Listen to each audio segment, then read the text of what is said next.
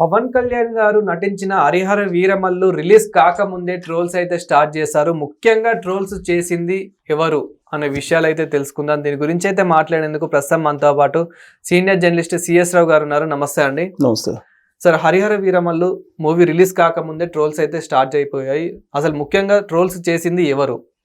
So trolls చేసింది ఎవరు అనే దానికంటే కూడా ఎందుకు దీనికి నారాయణమూర్తి గారి సినిమాని లింక్ చేయడం అనేది ఒక పెద్ద ట్విస్ట్. నారాయణమూర్తి గారి సినిమా యూనివర్సిటీ ఉపశీర్షిక వచ్చేసి పేపర్ లీక్. ఇది సినిమా. ఇది రేపు 22వ తారీఖున ఆగస్టు విడుదల కాబోతుంది.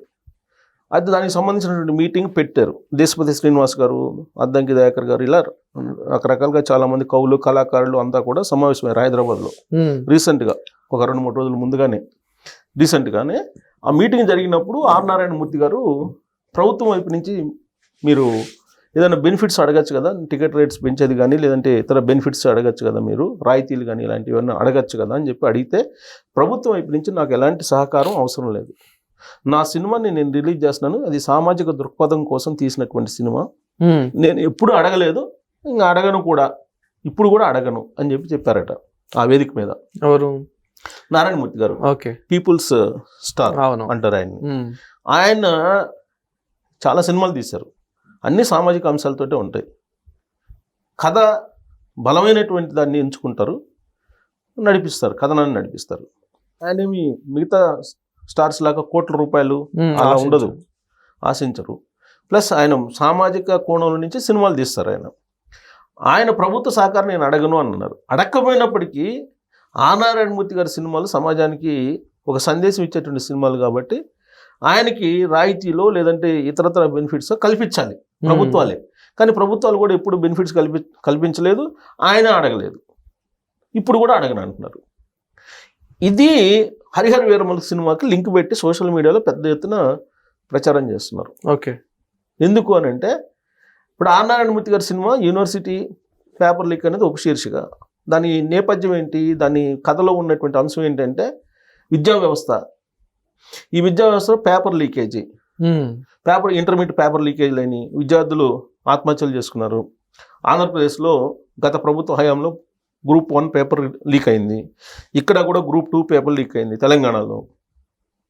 ఈ పేపర్ లీకేజీల వల్ల ఎన్ని ఇబ్బందులు సమాజంలో ఉంటాయి, అలాగే చదువుకున్న నిరుద్యోగులు ఎంత ఇబ్బంది పడతారు అనేదాన్ని కాన్సెప్ట్గా తీసుకుని ఆయన ఈ సినిమా తీశారు. అలాగే విద్యా విషయంలో తల్లిదండ్రులు ఎంత ఆర్థికపరమైనటువంటి ఒత్తిడికి గురవుతున్నారు, ఇవన్నీ కూడా అంశాలు, దాంట్లో ఉన్నటువంటి అంశాలు.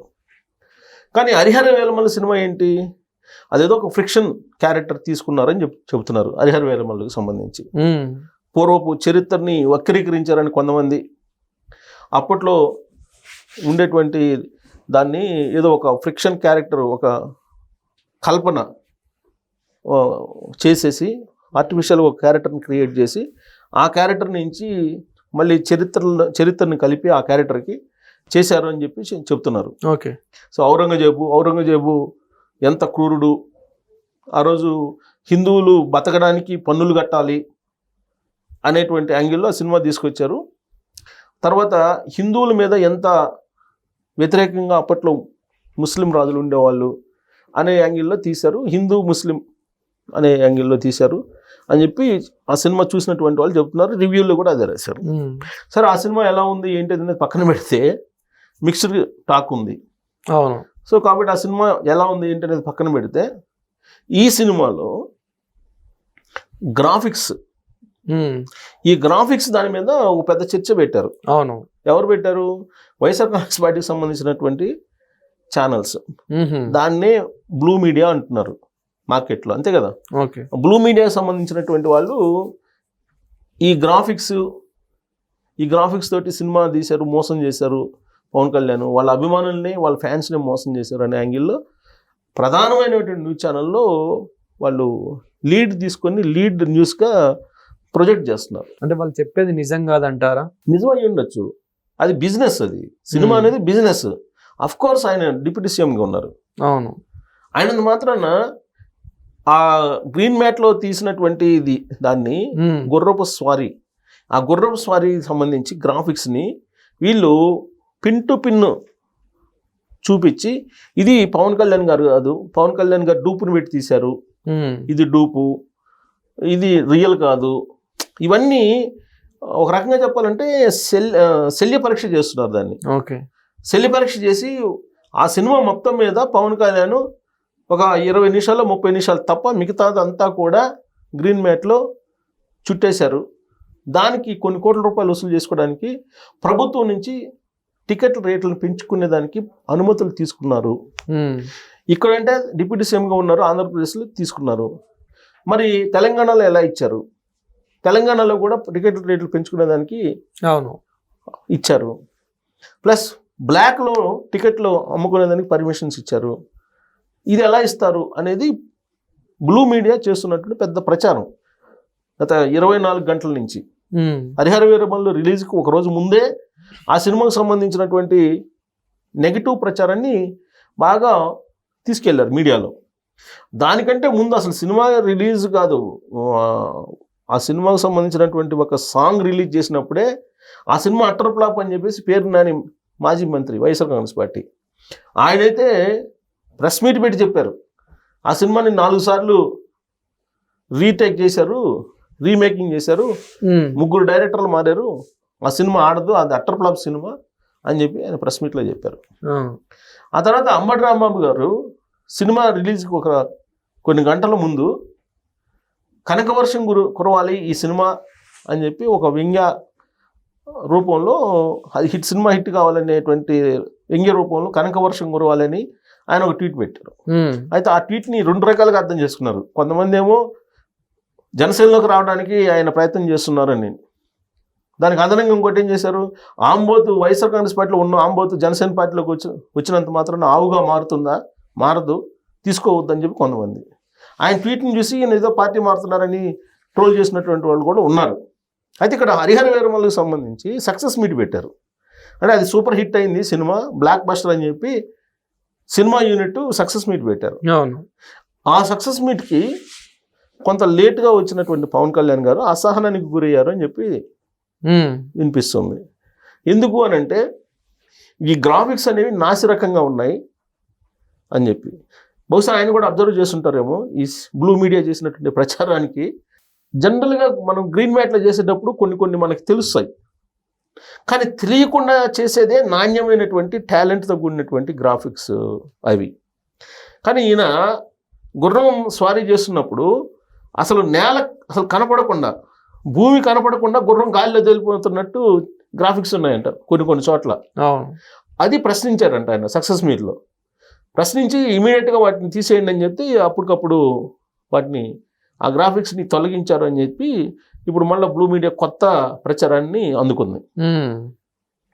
సో ఇలా ఆ సినిమాని వేటాడుతూ ఉన్నారు వైఎస్ఆర్ కాంగ్రెస్ పార్టీకి సంబంధించినటువంటి వాళ్ళే. ఆ సినిమా అసలు నిన్నైతే ఒక ప్రచారం, ఒక యాంకరు నాకు ఆశ్చర్యం వేసింది. బహుశా అది నిజంగా పోవచ్చు కానీ, బట్ అతనికి వచ్చిన ఆలోచన లేకపోతే అతను గాలి మాటలు చెప్తున్నాడో తెలియదు కానీ నాకు వాట్సాప్లో వచ్చింది ఆ వీడియో.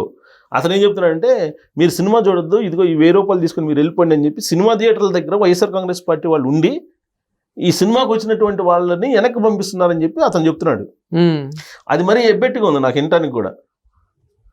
అతను ఎంత గాలి కబుర్లు చెప్పాలనుకున్నా అంత గాలి కబుర్లు చెప్పకూడదు కదా. సో 1000 రూపాయలు ఇచ్చి మీరు సినిమా చూడొద్దు, 1000 రూపాయలు తీసుకుని వెళ్ళిపోండి అని చెప్పి ఇచ్చి పంపిస్తున్నారని చెప్పి ఆయన ఏదో చెప్తున్నాడు. అంటే వీళ్ళు ఇప్పుడు ఎలా అయిందంటే, బ్లూ మీడియా ఏదో చెప్తుంది, దానికి కౌంటర్గా వీళ్ళు ఏదో చెప్పాలనుకుంటారు. ఓవరాల్గా ఏంటంటే మధ్యలో చూసే వాళ్ళకి కొంచెం ఇబ్బందికరంగా ఉంటుంది ఇలాంటివన్నీ కూడా.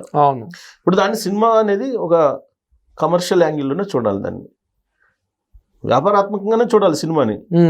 దాన్ని ఆయన డిప్యూటీ సీఎంగా ఉన్నారు కాబట్టి రాజకీయాలకు ముడిపెట్టి ఆ సినిమాని నువ్వు ఈ విధంగా నెగిటివ్ ట్రోల్ చేస్తే వ్యాపారం దెబ్బతింటుంది కదా. వ్యాపారం మీద దెబ్బ పడకూడదు కదా. నువ్వేమో ఒకవైపు పారిశ్రామికవేత్తలు రావాలంటారు, అందరూ ఉపాధి అవకాశాలు కల్పిస్తాలంటారు, ఇంకొక వైపు వచ్చినటువంటి వ్యాపారవేత్తలను నువ్వు తరివేసేలాగా ఈ విధంగా నెగిటివ్ క్యాంపెయిన్ చేస్తే రెండో వాళ్ళు ఎవరు వస్తారు? ఇప్పుడు ఏం రత్నం దాన్ని తీసాడండి, కొన్ని కోట్ల రూపాయలు ఖర్చు పెట్టుంటాడుగా. ఇప్పుడు ఈ విధమైనటువంటి టెండెన్సీ ఉంది ఆంధ్రప్రదేశ్లో అని అంటే రేపు ఇంకొక హీరో కూడా ఎట్లా జరుగుతుంది. ఇప్పుడు ఏదో ప్రతి హీరో ప్రతి నటుడు ఏదో దానికి లింకప్ అయి ఉన్నాడు వాళ్ళ రాజకీయాలకి. ఇప్పుడు రేపు ఇంకొక సినిమా రిలీజ్ అయినా ఇదే వస్తుంటే ప్రొడ్యూసర్స్ ఎలా వస్తారు సినిమాలు తీయడానికి? రారు కదా. అందుకే బహుశా నేను అనుకోవటం పవన్ కళ్యాణ్ గారు ఏం చెప్పారంటే, ఎవరైతే ట్రోల్ చేస్తారో వాళ్ళ ట్రోల్స్ని చూసి మీరు బాధపడటం కాదు, రివర్స్ అటాక్ చేయండి అని చెప్పి ఆయన పిలుపునిచ్చాడు. నెగిటివ్ ట్రోల్స్ చేసేటువంటి వాళ్ళని ఎమ్మడిపడి వేటాడండి అని చెప్పాడు ఆయన. కాము ఉండొద్దు, గాంధీ మార్గం వద్దు ఈ విషయంలో అని చెప్పారు.